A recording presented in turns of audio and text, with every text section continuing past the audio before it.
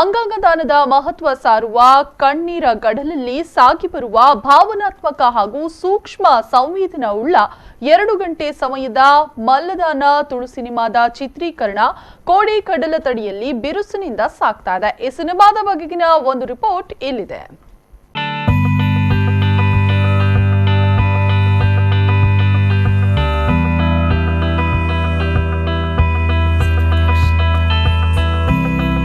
ಕರಾವಳಿಯ ಉಡುಪಿ, ಮಲ್ಪೆ, ಮರವಂತೆ, ಕೋಡಿ, ಕುಂದಾಪುರದ ಚಿನ್ಮಯಿ ಆಸ್ಪತ್ರೆ ಹಾಗೂ ಖ್ಯಾತ ನ್ಯಾಯವಾದಿ ರವಿಕಿರಣ್ ಮುರುಡೇಶ್ವರ್ ಅವರ ಮನೆಯಲ್ಲಿ ಚಿತ್ರೀಕರಣ ನಡೆಸಲಾಗಿದ್ದು, ಈಗಾಗಲೇ ಚಿತ್ರೀಕರಣ ಮುಕ್ಕಾಲು ಭಾಗ ಪೂರ್ಣಗೊಂಡಿದೆ.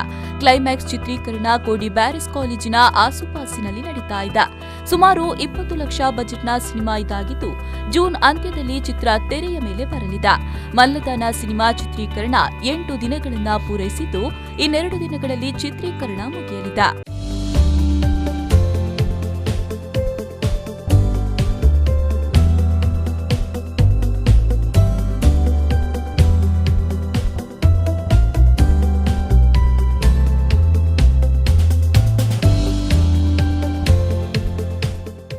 ತುಳುವಿನ ಮಲ್ಲದಾನ ಕನ್ನಡದಲ್ಲಿ ಮಹಾದಾನ ಎನ್ನುತ್ತಾರೆ. ವ್ಯಕ್ತಿ ಸತ್ತ ಮೇಲೆ ಕಣ್ಣು ಸುಡೋದು, ದೇಹ ಹೂಳುವುದು ಸಾಂಸ್ಕೃತಿಕ ನೆಲೆಯಲ್ಲಿ ಸರಿ ಎನಿಸಿದ್ರೂ ಸಾಮಾಜಿಕ ದೃಷ್ಟಿಯಿಂದ ನೋಡಿದ್ರೆ ಅಂಗಾಂಗದಾನದ ಅವಶ್ಯಕತೆ ಅರಿವಾಗುತ್ತೆ. ಹಲವು ಸಿನಿಮಾಗಳಲ್ಲಿ ನಟಿಸಿರುವ ಬೆಂಗಳೂರು ಮೂಲದ ಬಿ ಶಿವಾನಂದ ಅವರು ಬರೆದಿರುವ ಕಾದಂಬರಿಯಾಧಾರಿತ ಕಥೆಯೇ ಮಲ್ಲದಾನ. ಕಥೆ ಚಿತ್ರಕಥೆ ಬರೆದಿರುವ ಬಿ ಶಿವಾನಂದ್ ಸಿನಿಮಾವನ್ನ ನಿರ್ದೇಶಿಸುತ್ತಿದ್ದು, ರವಿಚಂದ್ರನ್, ಸುದೀಪ್ ಮುಂತಾದ ನಟರೊಂದಿಗೆ ಹಲವು ಸಿನಿಮಾಗಳಲ್ಲಿ ಸಹನಟನಾಗಿ ಅಭಿನಯಿಸಿದ್ದ ಹಾಗೂ ಪುಟ್ಟಣ್ಣ ಕಣಗಲ್ ಅವರಿಗೆ ಸಹಾಯ ನಿರ್ದೇಶಕರಾಗಿ ಕೆಲಸ ಮಾಡಿರುವ ಬೆಂಗಳೂರಿನ ಎಂಡಿ ಕೌಶಿಕ್ ಮಲ್ಲದಾನ ಸಿನಿಮಾದ ನಿರ್ಮಾಪಕರಾಗಿದ್ದಾರೆ. ರಿಸರ್ವೇಷನ್ ಸಿನಿಮಾದಲ್ಲಿ ತಮ್ಮ ಕೈಚಳಕನ್ನ ತೋರಿಸಿರುವ ಪಿವಿಆರ್ ಸ್ವಾಮಿ ಮಲ್ಲದಾನ ಸಿನಿಮಾದಲ್ಲಿ ಕರಾವಳಿಯ ಕಡಲತಡಿಯನ್ನ ಭಿನ್ನವಾಗಿ ತೋರಿಸುವ ಮೂಲಕ ಪ್ರಯತ್ನವನ್ನ ಮಾಡಿದ್ದಾರೆ.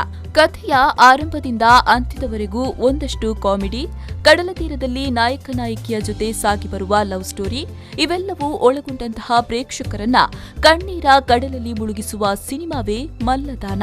ಈ ಕಥೆಯ ಮೂಲಕ ಅಂಗಾಂಗದಾನ ಮತ್ತು ದೇಹದಾನದ ವಿಶೇಷತೆಯನ್ನು ಮತ್ತು ಎಲ್ಲ ಸಮಾಜದ ಜನರು ಅದರ ಬಗ್ಗೆ ಯೋಚನೆ ಮಾಡಬೇಕು. ಅಂಗಾಂಗ ದಾನ ಮಾಡಬೇಕು. ನಾವು ಸತ್ತ ಮೇಲೆ ನಮ್ಮ ದೇಹನ ಸುಡ್ತೀವಿ, ಇಲ್ಲ ಮಣ್ಣು ಮಾಡ್ತೀವಿ, ಅದು ವೇಸ್ಟ್ ಆಗುತ್ತದೆ. ಅದರ ಬದಲು ನಮ್ಮ ದೇಹವನ್ನು ಒಂದು ಹಾಸ್ಪಿಟಲ್ಗಳಿಗೆ ದಾನ ಮಾಡಿದ್ರೆ ನಮ್ಮ ದೇಹದಲ್ಲಿರ್ತಕ್ಕಂಥ ಎಲ್ಲ ಅಂಗಾಂಗಗಳು ಮತ್ತು ಉಪಯೋಗಕ್ಕೆ ಬರ್ತವೆ. ಯಾರಿಗೂ ಅಗತ್ಯ ಇರ್ತಕ್ಕಂಥ ಇಡೀ ಸಿನಿಮಾದಲ್ಲಿ ಹಾಡು, ನೃತ್ಯ, ಫೈಟಿಂಗ್ ಇಲ್ಲದಿರೋದು ಈ ಸಿನಿಮಾದ ವಿಶೇಷ. ಕರಾವಳಿಯ ಮಾಧ್ಯಮಗಳಲ್ಲಿ ವಾರ್ತಾವಾಚಕನಾಗಿ, ಟಿವಿ ನಿರೂಪಕನಾಗಿ, ದೇಶ ವಿದೇಶಗಳಲ್ಲಿ ನಡೆದ ಸಾಂಸ್ಕೃತಿಕ ಕಾರ್ಯಕ್ರಮಗಳ ನಿರೂಪಕನಾಗಿ ಖ್ಯಾತಿಯನ್ನ ಪಡೆದು ಕರಾವಳಿ ಭಾಗಗಳಲ್ಲಿ ತಮ್ಮದೇ ಆದ ಅಭಿಮಾನ ಬಳಗವನ್ನ ಹೊಂದಿರುವ ಅವಿನಾಶ್ ಕಾಮತ್ ಮೊದಲ ಬಾರಿಗೆ ನಾಯಕ ನಟನಾಗಿ ಬಣ್ಣ ಹಚ್ಚಿದ್ದಾರೆ. ಅವಿನಾಶ್ಗೆ ಜೋಡಿಯಾಗಿ ಮಾಯಾ ಕನ್ನಡಿ ಸಿನಿಮಾದಲ್ಲಿ ನಟಿಸಿರುವ ಉಡುಪಿಯ ಪ್ರತಿಭಾನ್ವಿತ ನಟಿ ಶ್ರೇಯಾ ನಾಯಕಿಯಾಗಿ ಕಾಣಿಸಿಕೊಂಡಿದ್ದಾರೆ. ಜರ್ನಲಿಸ್ಟ್ ಆಗಿ ತೆರೆಯ ಮೇಲೆ ಬರಲಿರುವ ಈ 2 ಮುದ್ದಾದ ಜೋಡಿಗಳ ನಡುವೆ ಸಾಗುವ ಕ್ಯೂಟ್ ಲವ್ ಸ್ಟೋರಿ ಸಿನಿಮಾದ ಪ್ರಮುಖ ಪಾತ್ರಗಳಲ್ಲಿ ಕಾಣಿಸಿಕೊಂಡಿರುವ ಉಡುಪಿ ಮೂಲದ ತಾರನಾಥ್ ಹಾಗೂ ಪೂರ್ಣಿಮಾ ಸುರೇಶ್ ರವರು ಪೋಷಕರಾಗಿ ಜೋಡಿಗೆ ಜೀವ ತುಂಬಿದ್ದಾರೆ. ಮನಸ್ಸಿಗೆ ಸಂಬಂಧಿಸಿದ ಹಾಗೆ ಮತ್ತು ಭಾವನಾತ್ಮಕವಾದ ವಿಷಯಗಳನ್ನು ಹ್ಯಾಂಡಲ್ ಮಾಡೋದ್ರಲ್ಲಿ ಈಸ್ ಅನ್ ಎಕ್ಸ್ಕ್ಲೂಸಿವ್ಲಿ ಗುಡ್. ಈ ಥರ ಒಂದು ಕಥೆ ಇದೆ ಮಾಡ್ಬೋದಾ ಅಂದಾಗ ಖಂಡಿತ ಸರ್ ಅಂತಂದೆ. ಅದೆಲ್ಲ ಎಲ್ಲ ಥರದ ವಯಸ್ಸಿನ ಪಾತ್ರಗಳು ಇತ್ತು. ಹಾಗಾಗಿ ನನಗೆ ಅದು ಹೆಚ್ಚು ಇಷ್ಟ ಆಯಿತು. ಯುವ ಪೀಳಿಗೆ ಇದೆ, ಮಧ್ಯಮ ವರ್ಗದವರಿದ್ದಾರೆ, ವಯಸ್ಸಾದವರಿದ್ದಾರೆ. ಅದರ ಮಧ್ಯೆ ಒಂದು ಸಾಮಾಜಿಕ ತೊಳಲಾಟ ಇದೆ.